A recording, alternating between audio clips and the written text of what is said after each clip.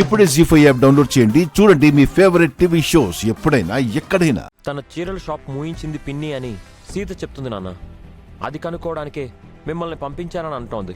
అవును రామ్, ఇందాక చీరల వ్యాన్ దగ్గరికి మహా అర్చన వచ్చి ఫ్లెక్సీ చూసి వెళ్లారంట. ఇంట్లో ఇలాంటి గొడవేదో జరుగుతుందని కంగారుగా విద్యాదేవి గారు నాకు ఫోన్ చేసి చెప్పారు.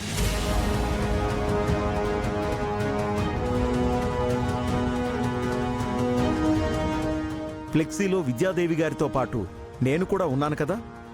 నా వల్ల ఎవరికీ ఏ సమస్యలు రాకూడదని సీత చెప్పినట్టుగా నేను ఈ విద్యాదేవితో కలిసి షాపు ఎందుకు క్లోజ్ చేశారో అని ఎంక్వైరీ చేస్తే ఇతను విషయం అంతా చెప్పాడు.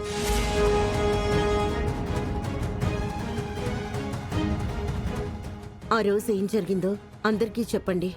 ఈ మహాలక్ష్మి గారు నాకు నా తోటి ఆఫీసర్లకు కొంత డబ్బిచ్చి సీతగారి షాప్ని క్లోజ్ చేయమన్నారు. ఈవిడ చెప్పడం వల్లే మేము ఆ రోజు సీతగారి షాప్ని సీజ్ చేశాము.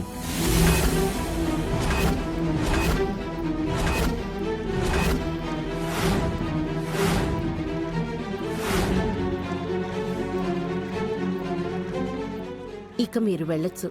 Thank you.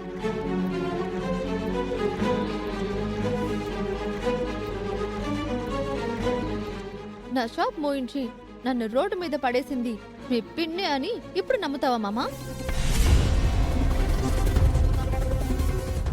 ఆధారాలతో నిరూపించడం మీకే కాదత్తా, నాకు వచ్చు.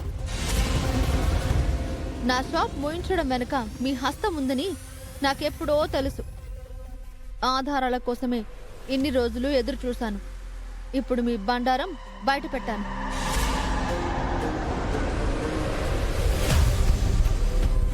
తప్పు చేశావు మహా. తను శారీ బిజినెస్ చేస్తే నీకేంటి? పైగా తన షాప్కు మహాలక్ష్మి బొటిక్ అని నీ పేరే పెట్టింది కదా, ఎందుకలా చేశావు? సీత షాప్కు తన పేరు పెట్టడం వల్లే మా చెల్లెలు నామోషీగా ఫీల్ అయినట్టుంది బావా. అందుకే సీత పొట్ట కొట్టిందేమో.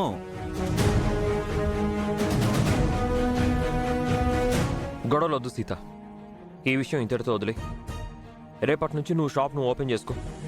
ఈ రోడ్డు మీద తిరగడం వద్దు.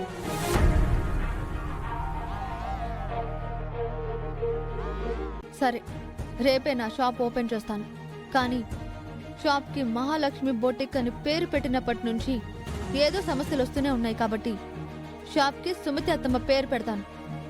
మన కంపెనీలన్నీ సుమతి అత్తమ్మ పేరు మీదే ఉన్నాయి కదా.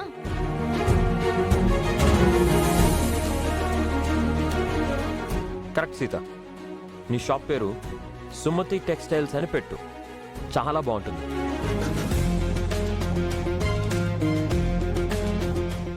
ఆ పేరైతే చీరల బిజినెస్ లో ఇంకా రాణిస్తావు సీత. All the best.